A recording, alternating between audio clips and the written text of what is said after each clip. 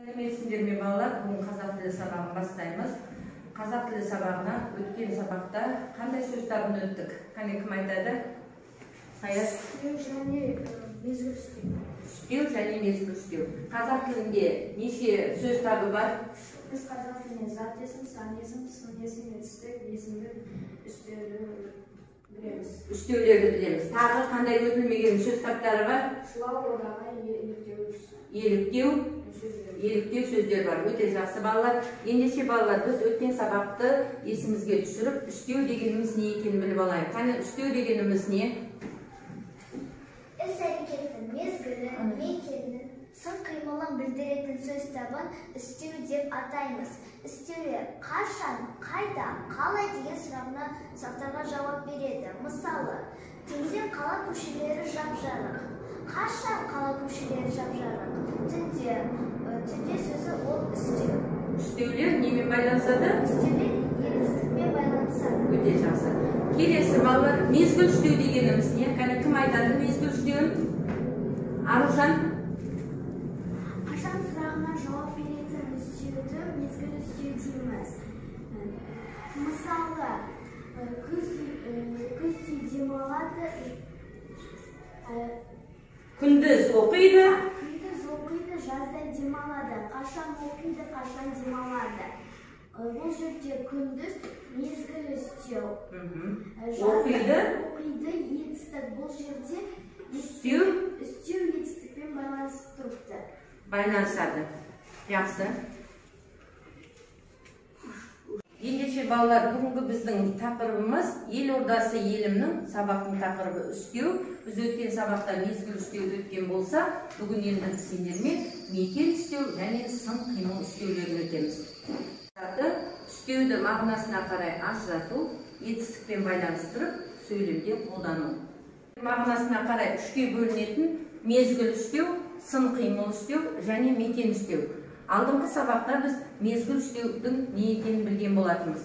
Енді бүгін біз сендермен сын қимыл үстеу және мекен үстеулерін өтетін боламыз. Қайда сұрағына жауап болатын үстеулерді балалар мекен үстеулер дейді. Мысалы, жоғары көтерілді, ілгері жүрді. Қайда көтерілді?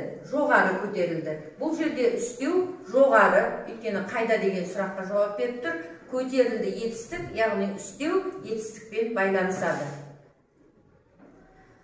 Сын қимыл үстеуі қалай деген сұрағына жауап беретін үстеулерді сын қимыл үстеуі деп атаймыз.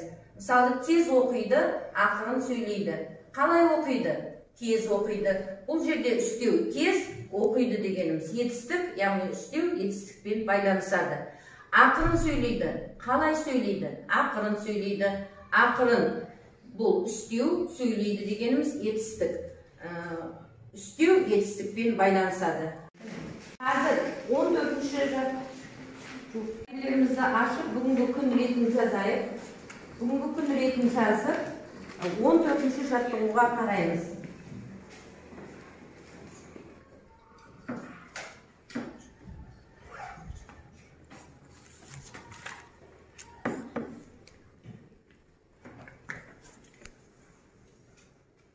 Жаттығуда не істеу керек екен? Медина оқып жүре қойшы.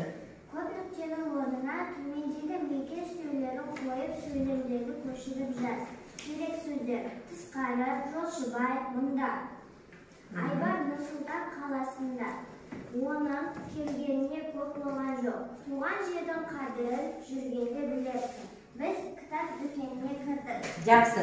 Енді балалар, ендеше біз қазір керекті сөздер тұр. Керекті сөздерді көп нүктенің орнына қоямыз. Бірінші сөйлемді бірінші топ, екіншісін екінші, үшіншісін үшінші топтар айтатын болайық. Қане бірінші топ. Медина, Дина бат айта қойшы. Айбар Нұрсұлтан қаласында оның мұнда келгенде көп болған жоқ. Жақсы, қандай сөзді қойдық? Мұнда. Мұнда. Бұл қандай сөз табы? Қандай сөз табы балалар? Айтсаңдар. Қандай сөз табы? Үстеу екен. Мұнда дегеніміз үстеу. Келесі екінші топ оқиға Диас. Туған жердің қадірін туған жердің қадірін тысқары жүргенде білесің. Иә. Көп нүктенің орнына Тысқары деген сөз қояды. иә, ол тысқары дегеніміз қандай сөз табы? Айтсашы. Үстеу. Келесі үшінші топ. Аружан оқышы. Біз кітап дүкеніне кірдік. Біз Жолшыбай кітап дүкеніне кірдік. Бұл жерде көп нүктенің орнына Жолшыбай сөзін қоямыз. Жолшыбай ол үстеу. Үстеу. Жақсы. Балалар, біз үстеулер мағынасына қарай үшке бөлінеді деп өткен болатынбыз. Қазір біз мезгіл үстеудің, мекен үстеудің және сын қимыл үстеудің ережелерін айтып шығатын боламыз. Бірінші топ. Мезгіл үстеу дегеніміз не? Кәні кім айтады? Мезгіл үстеу дегеніміз не? Танан? Қашан сұрағына жауап беретін үстеулерді мезгіл үстеу дейміз. Мысалы, күндіз оқиды. Қашан оқиды? Күндіз оқиды. Үстеу бұл жерде қай сөз айта ғой? Қашан. Қашан, отыра ғой. Екінші топ. Мекен үстеу дегеніміз не? Қайда сұрағына жауап беретін сөздерді біз мекен үстеу дейміз. Мысалы, жоғары көтерілді. Жоғары ол үстеу. Сұрақ қойсашы. Мысалы, қалай көтерілді? Қайтадан сөйлейтін.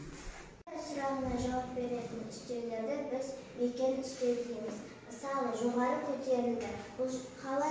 Қайда көтерілді? Жоғары көтерілді. Бұл жердегі үстеу жоғары. Үстеу немен байланысады? Қай сөз тобымен? Етістікпен байланысады. Мысалы, ол көтеріледі. Сын қимыл үстеу дегеніміз не?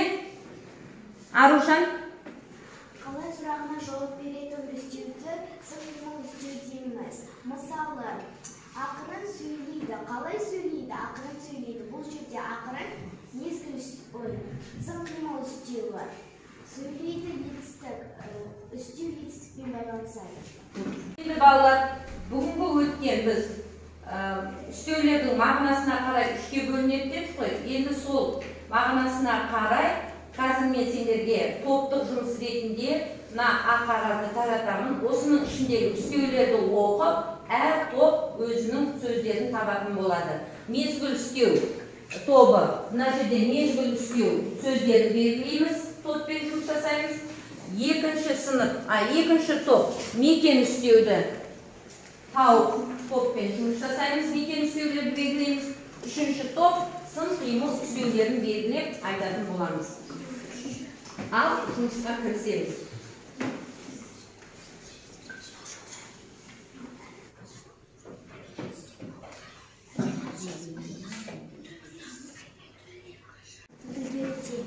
Төмен.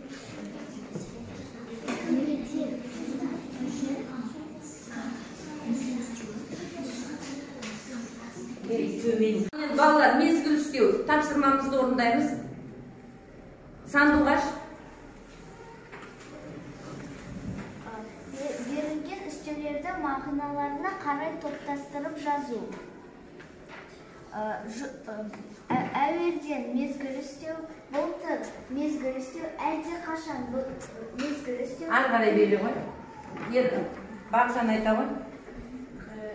Әлде қашан мезгіл үстеу, күндіз мезгіл үстеу, ежелден мезгіл үстеу. Үстеу. Жақсы. Екінші топтың балалары қандаймыз ба?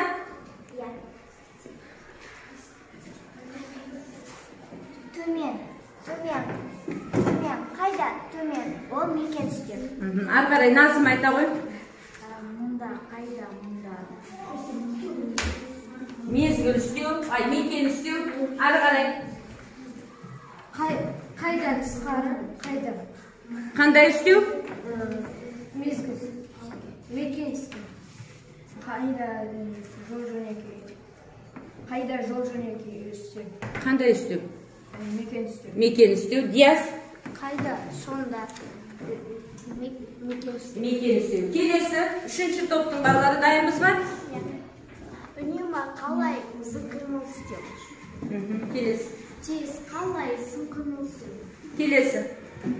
Қолма-қол қалай сын қимыл үстеу? Келесі. Әрең қалай сын қимыл үстеу? Жақсы, отыра ғой. Балалар енді мына сурет бойынша орын ауыстыру